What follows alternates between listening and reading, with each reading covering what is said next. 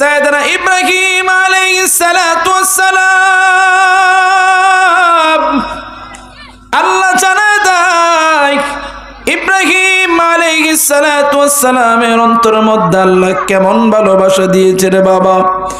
ইব্রাহিম তার ভালোবাসা এতটাই পরিমাণ ছিল, আল্লাহ রাব্বুল আলামিন বড় মায়া করে মোহাব্বত করিয়া ভালোবেসে আল্লাহ তার নাম রেখে দিলেন খলিলুল্লাহ। ফেরেশতারা আল্লাহকে ডাক দিয়ে বললেন, আল্লাহ আপনার বন্ধু খলিলুল্লাহ তারে এতটাই ভালোবাসেন, তার খলিলুল্লাহ বন্ধু নামে আপনি আখ্যায়িত করে দিলেন, বুঝলাম না কেন করলেন। সাহাবা আজমাইন রাদিয়াল্লাহু তাআলা আনহু, এ মুসলমান দিলের কান লাগায় দেন, দিলের কান লাগায় দেন। যার অন্তরে আল্লাহর ভালোবাসা যত হবে, তার অন্তরে আল্লাহর নাম যত নেবে, জবান দিয়ে আল্লাহর নাম বেশি বের হবে। সুবহানাল্লাহ। সাইয়েদনা ইব্রাহিম আলাইহিস সালাতু ওয়াস সালাম আল্লাহ জানায় দেয়, ও বন্ধু আপনার নাম খলিলুল্লাহ।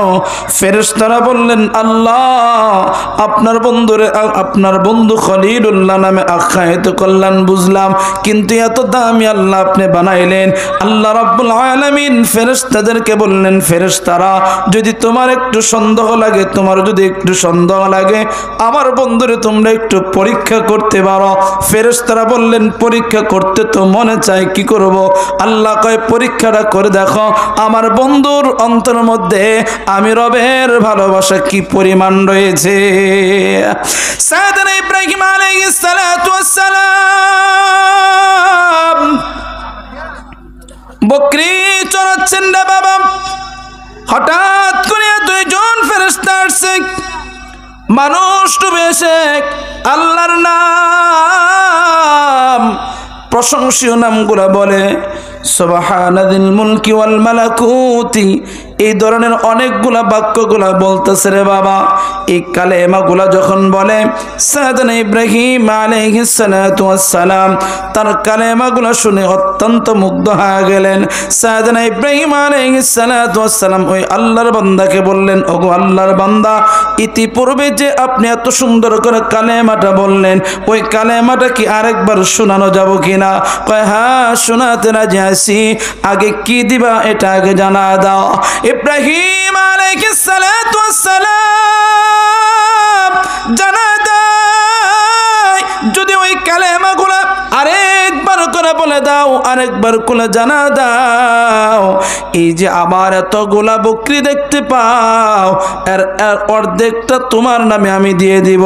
এবার ওই আল্লাহর বান্দা আবার সুন্দর করে ওই কালেমা বাক্যগুলা বলতে চায়, সুন্দর করে বাক্যগুলা বলতে থাকে, অত্যন্ত মুগ্ধ সহকারে বাক্যগুলা শুনে আরো পাগল হয়ে যায়। আবার ডাক দেখো ইব্রাহিম আলাইহিস সালাতু ওয়াস সালাম বলেন, ওগো আল্লাহর বান্দা, যদি আরেকবার শোনাও আমি আরেকটু খুশি হয়ে যাইতাম।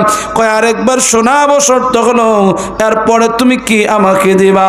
এবার ইব্রাহিম আলাইহিস সালাতু ওয়াস সালাম ডাক দে কয়, এই যে বাকি অর্ধেকগুলা যে বকরিগুলা দেখা যায়, সমস্ত বকরিগুলা আমি তোমাকে দিয়ে দিব।